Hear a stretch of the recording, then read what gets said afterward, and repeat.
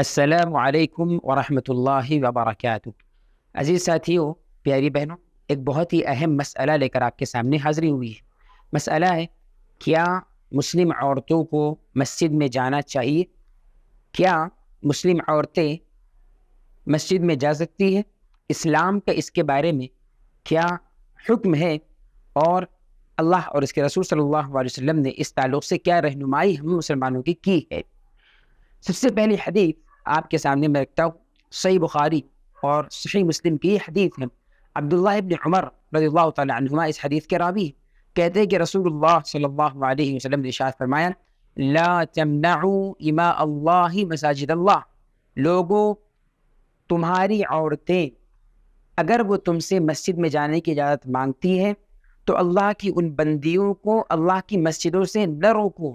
یہ حدیث یہ مسئلے کو واضح کرتی ہے کہ اگر کسی کی بیوی مسجد میں جانے کی اجازت اس سے مانگتی ہے تو اس کے لیے ضروری ہے کہ وہ اس کو مسجد میں جانے کی اجازت دے۔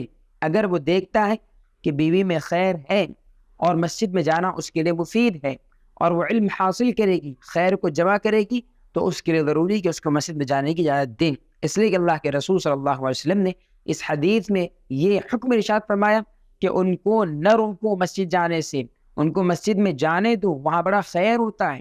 اسی طریقے پر دوسری حدیث اما عائشہ رضی اللہ تعالیٰ عنہ کی یہ حدیث ہے، وہ اس کی راویہ ہے۔ کہتی کہ رسول اللہ صلی اللہ علیہ وسلم نماز پڑھاتے، صبح فجر کی نماز، اور فَيَنْصَرِفُ النِّسَاءُ مُتَلَفِّعَاتٍ بِمُرُوطِهِنْ مَا يُعْرَفْنَ مِنَ الْغَلَسِ، عورتیں جو صبح صبح فجر کی نماز میں آیا کرتی، اپنی چادروں کو اوڑھے ہوئے وہ واپس لوٹتی اللہ کے رسول کی نماز کے ہونے کے بعد، نماز اللہ کے رسول کے ساتھ پڑھا کرتی اور پھر واپس نکلتی، اپنی چادریں اوڑھے ہوا کرتی تھی۔ اور وہ جو اندھیرا ہوتا تھا رات کا فجر کے وقت، تو اس اندھیرے کی وجہ سے وہ عورتیں پہچان میں نہیں آتی تھیں۔ اس سے کیا معلوم ہوا کہ اللہ کے رسول صلی اللہ علیہ وسلم کے دور میں عورتیں مسجد میں آ کر نمازوں کا اہتمام کیا کرتی تھیں۔ اور ایک بات یہ بھی معلوم ہوئی کہ فجر کی نماز اللہ کے رسول صلی اللہ علیہ وسلم اندھیرے میں پڑھا کرتے تھے، یعنی فجر کا جو اول ترین وقت ہے، صبح صادق کے فوراً بعد اللہ کے رسول صلی اللہ علیہ وسلم نماز کے لیے کھڑے ہوتے اور آپ کافی لمبی نماز پڑھتے، اور عورتیں جب نماز ہو جاتی اور لوٹتی تو اندھیرے کی وجہ سے ان کی پہچان مشکل ہوا کرتی تھی۔ اسی طریقے پر اس مسئلے کی وضاحت میں تیسری حدیث ابو قتادہ رضی اللہ تعالیٰ عنہ اس حدیث کے راوی ہیں۔ کہتے ہیں کہ رسول اللہ صلی اللہ علیہ وسلم نے ارشاد فرمایا کہ میں نماز پڑھاتا ہوں اور انی اريد ان اطول فی صلاتی، میں پسند کرتا ہوں کہ اپنی نماز کو لمبی کروں، فاسمع بکاء الصبی، مجھے کسی بچے کے رونے کی آواز سنائی دیتی ہے، فاتجوز فی صلاتی کراہۃ ان اشق علی امہ، میں اپنی نماز کو مختصر کر دیتا ہوں اس بات کو ناپسند کرتے ہوئے کہ کہیں ایسا نہ ہو کہ اس بچے کے رونے کی وجہ سے اس کی ماں کو تکلیف ہو رہی ہو۔ اس حدیث سے کیا معلوم ہوا؟ اس حدیث سے یہ بات معلوم ہوتی ہے کہ اللہ کے رسول صلی اللہ علیہ وسلم کے دور میں عورتیں پابندی کے ساتھ مسجد میں آتی تھیں، وہاں نماز ادا کرتی تھی، اللہ کے رسول صلی اللہ علیہ وسلم کے قرآن کریم کی تلاوت کو سنا کرتی تھی، اور آپ کے دروس کو، آپ کے خطبات کو، آپ کے بیانات کو سن کر فائدہ اٹھاتی، علم حاصل کیا کرتی تھی۔ عزیز بھائیوں، یہ تینوں احادیث سے یہ بات معلوم ہوئی کہ عورتوں کو مسجد میں بھیجنا چاہیے۔ بالخصوص آج کے دور میں بہت سارے لوگ یہ کہتے ہوئے نظر آتے ہیں کہ فتنہ ہوتا ہے مسجد میں، اس لیے نہیں جانا چاہیے۔ ان لوگوں سے یہ سوال ہے کہ کیا فتنہ کالج میں نہیں ہوتا ہے؟ ہماری بچیاں کالج جا رہی ہیں۔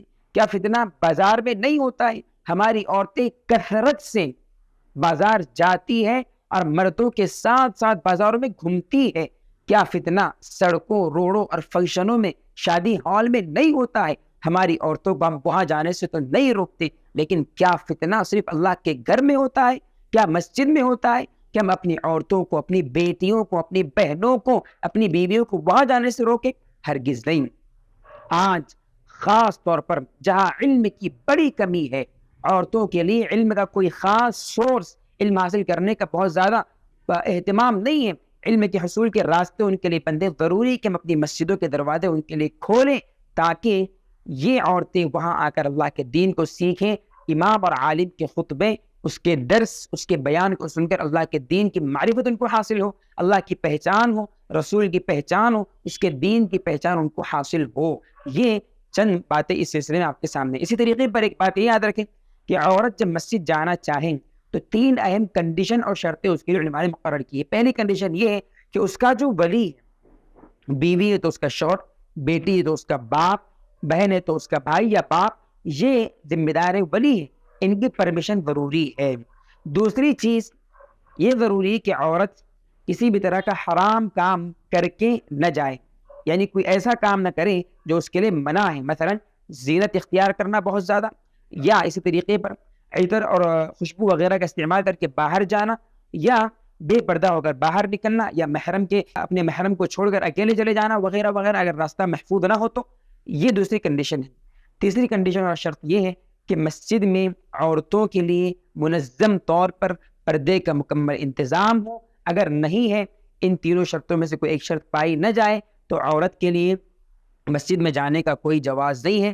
یہی علماء کی رائے ہے اور یہی صحیح بات ہے۔ اللہ تعالیٰ مجھے آپ کو عمل کی توفیق دے، ہمیں بھی اور ہماری عورتوں کو بھی اللہ تعالیٰ اسلام پر صحیح رنگ سے قائم رہنے والا بنائے، اسی پر ہم تمام کو موت دے۔ والسلام علیکم ورحمۃ اللہ وبرکاتہ۔